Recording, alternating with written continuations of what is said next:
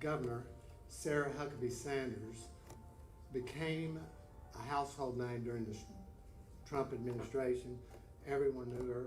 We are so happy to have her back in Arkansas. It's just great to have her back here, and even more than that, it's great to have her as our governor. Now, I'm not taking any of the time here, but the other day something was said, and I think it's really a good point that was made.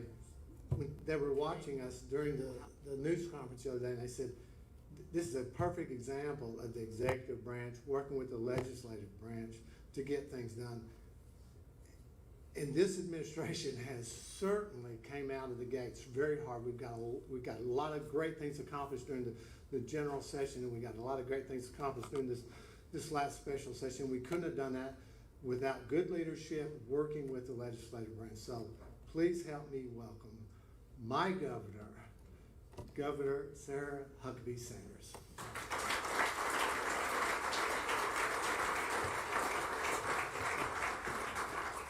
Good morning. Thank you so much, Rick. We just finished up a pretty intense few days in a special session, and I think if anybody else had asked me to be here, I'm not sure I would have made it, but because I absolutely love and appreciate Rick and all the hard work that he has done and the incredible partnership that we've had with members of our legislature, I certainly wanted to be able to spend some time here with you this morning. And we are so grateful for your leadership and work that you've been able to do.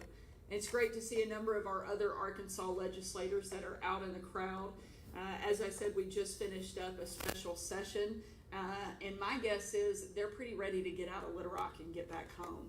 But we are thankful that we get to spend a little bit of time here with each of you today before we do that. And of course, I want to thank all of the legislators who have come in from around the country who are attending this event and visiting our capital city. I grew up in a lot of different towns all over Arkansas, but the governor's mansion here in Little Rock is actually the house that my family and I have lived in longer than any other. Now, some of you probably think, wow, that's amazing. You're pretty lucky. And don't get me wrong, there are a lot of great perks and wonderful parts of being governor. But there are also a few downsides to raising 3 kids who are 11, 9, and 8 in probably what many people would consider Arkansas's most public home. Just a few weeks ago, I walked out of our front door and I found our 2 boys, Huck and George, who are our 9 and 8-year-old. They had taken off all of their clothes and stripped down in the front yard and were swimming in the front fountain of the governor's mansion. And as soon as they saw me, they knew they'd been busted. And George, my youngest, he looked up at me with just a completely serious, stoic face and goes, "It's okay, Mom. Be cool." He said, "It's not that deep. We're not going to drown." I said, "George, my biggest concern is not that you're going to drown. It's the fact that you don't have any clothes on and you're in the front yard of the governor's mansion." He didn't seem to be bothered by that at all. Besides some of the chaos, though, it's been an amazing place to live and make new memories with my own kids. And Little Rock is an absolutely fantastic place to raise a family. But while this is our capital city and this is a great place to raise a family, that's not where the action when it comes to Arkansas's energy industry is mostly focused.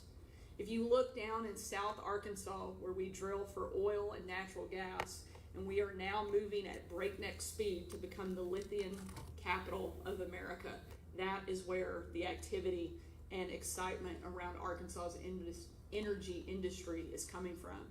South Arkansas is home to one of North America's largest brine processing industries, and new technology allows us to siphon lithium from that brine. Lithium, in turn, is critical for batteries and other energy products. And I'm not being dramatic when I say that this has the potential to transform the region and our entire state. Companies are already making massive investments to South Arkansas. And once they fully scale up operations, they estimate that our state could produce 15% of the entire world's lithium supply. Coincidentally, this is not South Arkansas's first rodeo being an energy powerhouse. Towns like El Dorado, Magnolia, and Smackover were built on oil and gas drilling. And our state still produces 4 million barrels of oil and 400 billion cubic feet of natural gas each year. I believe that these industries can continue to coexist and thrive. After all, whether it's lithium, oil, or natural gas, it translates to new jobs and new businesses for Arkansans. My administration won't discriminate when it comes to the energy industry. To help these industries grow, we're investing in workforce and education, two critical components that every company asks us about every single day. We created the Workforce Cabinet in my first days in office to bring an all-of-government approach to the worker shortage. And we passed Arkansas Learns, my transformational education bill, to bring Arkansas schools to the very top, making us competitive with every state in the country.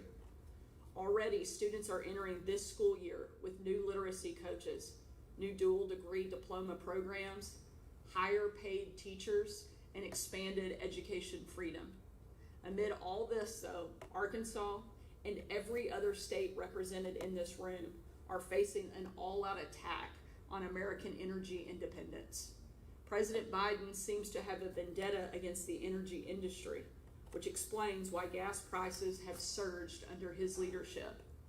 His policies, frankly, run from bad to worse, killing the Keystone Pipeline, a near moratorium on oil and gas drilling on federal lands, a $6 billion tax on natural gas producers, and just last week, the cancellation of leases in Alaska that could have supplied our country with 11 billion barrels of oil. The president's war on energy industry hurts all Americans, but I believe that we, as state leaders, can fight back. We can grow our own energy industries. We can invest in the energy workers of tomorrow, and together we can bring energy independence back to this country. Thank you so much for being here. Thank you for the work that you do every single day, and together we will continue to make America energy independent, and Arkansas is certainly going to help lead the way in that effort. Thanks so much for your work, and thanks for letting me be here with you for a few minutes today.